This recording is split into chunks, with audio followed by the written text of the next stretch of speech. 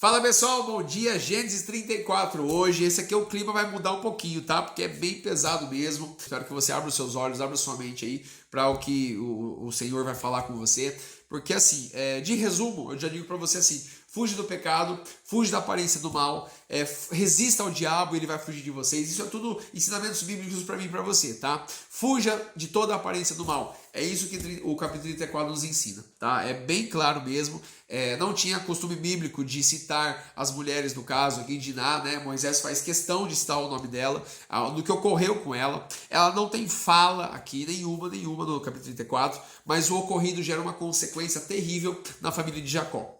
Vou resumir para você, que eu tenho menos de 10 minutos aí, tá bom? Eles já estavam lá, na verdade, né, na terra, e aí ela simplesmente saiu da onde ela estava ali com o seu pai, com os seus irmãos, e ela quis ir ver a terra, né? Quis ver as filhas da terra, diz o versículo 1 aqui, né? Como que elas viviam, o que elas faziam, tal. Mas também dá a entender que ela estava curiosa, né? Ela pode até mesmo ter gostado de alguma coisa que ela viu, ela ficou mais curiosa ainda, foi lá, né? Saiu sem autorização e tudo mais, porque Deus já tinha orientado a Jacó. Não se misturem, não se misturem. O povo de Deus não se mistura com o pecado, o povo de Deus não se mistura com o mundanismo. O povo de Deus, ele é único, ele é do Senhor, né? Então Deus já tinha deixado claro para Jacó isso. Só que Diná, com 15, 16 anos, né, não estava nem aí, foi e realmente aí complicou, né? Porque teve uma consequência terrível quando ela chegou lá para espiar, para ver, para olhar, para ser curiosa e tudo mais. O príncipe daquela terra, Siquém, né? Ele olha para ela, achou ela bonita. E o versículo 2 diz que ele deitou-se com ela e a humilhou, ou seja, ele a estuprou, né? Realmente uma situação tensa, uma situação crítica, humilhante, uma situação que nenhuma mulher merece passar, por homem nenhum. É um tema bem pesado, pessoal, é um tema bem pesado, a gente vê nos dias atuais isso acontecendo, a gente vê nos jornais, noticiários, né, quantas mulheres passam por isso, e homem nenhum tem direito para isso, e aqui a gente tem que tentar entender a cultura da época, né, mas ele era príncipe, ele era autoridade, nenhum homem tem autoridade para pegar a mulher que quiser e humilhar, e fazer, e violentar, não, de jeito nenhum, tá? Isso é uma obra do pecado, isso é uma obra demoníaca, isso é uma obra do diabo, né? O diabo vai lá, ele tenta a pessoa, né? Ele coloca no coração dela o mal, né? E aí acontece isso, né? Isso é muito, mas muito tenso mesmo. Deus nos orienta desde Gênesis 1 para a gente fugir de toda a aparência do mal, né? É lá com Caim e Abel, depois ele vai falar com Abraão, ele vai falar de tantas formas, né? Para a gente fugir da aparência do mal. O próprio Senhor Jesus lá na frente vai nos ensinar sobre isso. Os apóstolos relatam sobre isso. Então eu espero que você também abra a sua mente, abra os seus olhos para você fugir da aparência do mal, fugir disso mesmo, porque não vale a pena. O que vale a pena é se aproximar do Senhor, porque é Ele quem santifica o nosso coração, que purifica o nosso coração, para a gente viver da melhor maneira possível aqui nessa terra, para um dia a gente estar com Ele nos céus, tá bom? Fuja do pecado mesmo, tá? Mas o que ocorreu aqui, ocorreu e não tinha o que fazer mais. Só que aí, diferente do que a gente está acostumado a ver nas notícias aí, né? Esse cara se apaixonou por Diná. Ele se apaixonou por ela, diz aqui o versículo 3. E apegou-se à sua alma, né? Afetuosamente a moça. Amou a moça, né? Então é diferente, a gente vê os casos aí, né? O homem vai lá, força, estupra, violenta e foge. A polícia vai atrás e pega, e prende isso e aquilo. Mas aqui não, aqui no caso ele se apaixonou por ela, né? E Diná não tem fala aqui, isso fica mais difícil de interpretar, porque ela não tem fala, ela não fala mais nada. Então é bem complicado. Peça sabedoria ao Espírito Santo quando você for ler o texto, tá? Mas é uma situação terrível que ocorreu. Jacó fica sabendo, né? Obviamente a notícia vai rapidinho, né? A gente sabe que cidades, né, com poucos habitantes, né, a notícia voa, todo mundo se conhece.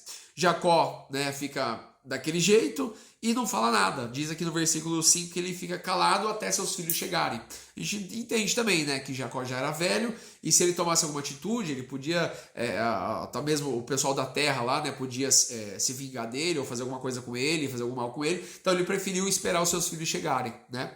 E quando os seus filhos, né, chegam, né, eles já sabem de tudo, eles se entristecem, eles ficam irados, né? E a gente imagina, né, pela idade deles ali, também eram jovens, né?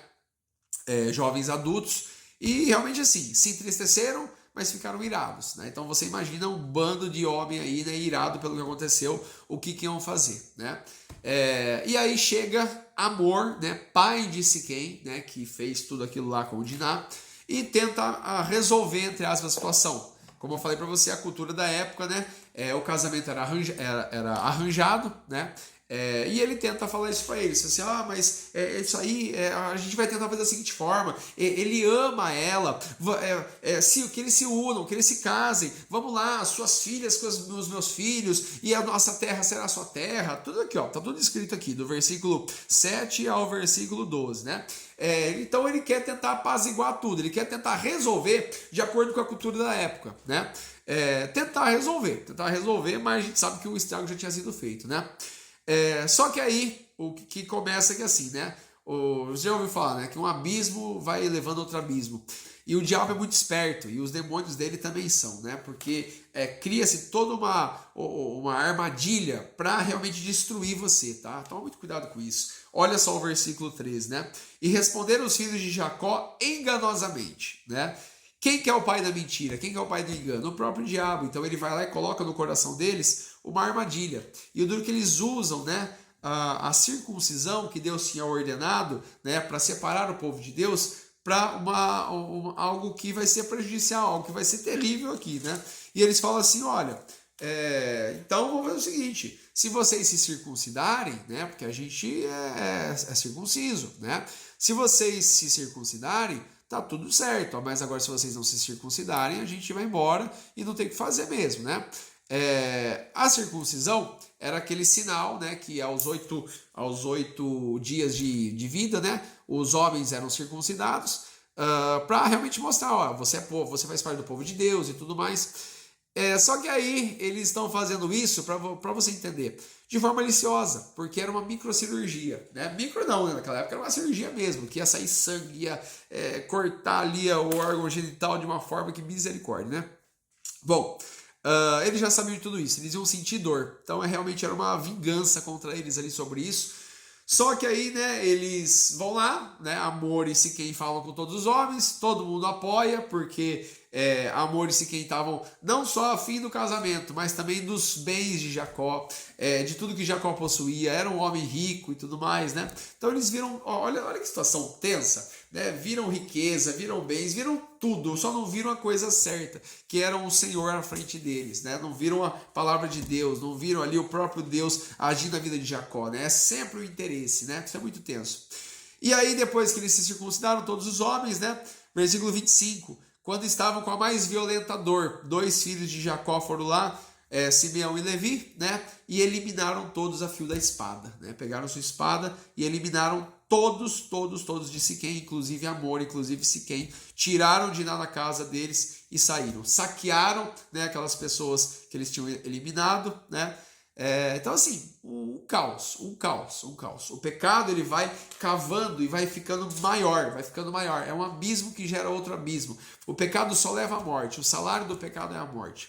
E aí Jacó fica turbado, diz ali no versículo 30, né? E ele fala, vocês me fazem cheirar mal entre os moradores da terra, agora eles vão se juntar e vão nos destruir. E aí eles disseram, o que a gente ia fazer? Eles tratam a nossa irmã como uma prostituta, o que a gente ia fazer? Tentando justificar um erro. Então você percebeu que desde o versículo 1 até o versículo 31, todo mundo errou, todo mundo tomou uma atitude assim, ninguém consultou o Senhor, ninguém foi atrás da palavra de Deus.